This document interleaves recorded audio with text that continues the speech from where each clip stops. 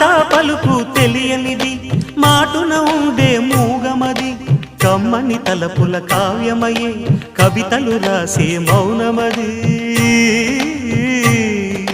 రాగల రోజుల ఊహలకి స్వాగతమిచ్చే రాగమది శృతిలయలరగని ఊపిరికి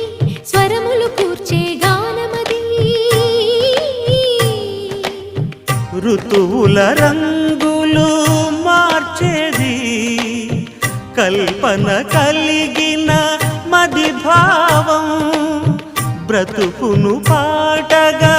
మలిచేది మనసున కదిలిన మృదునా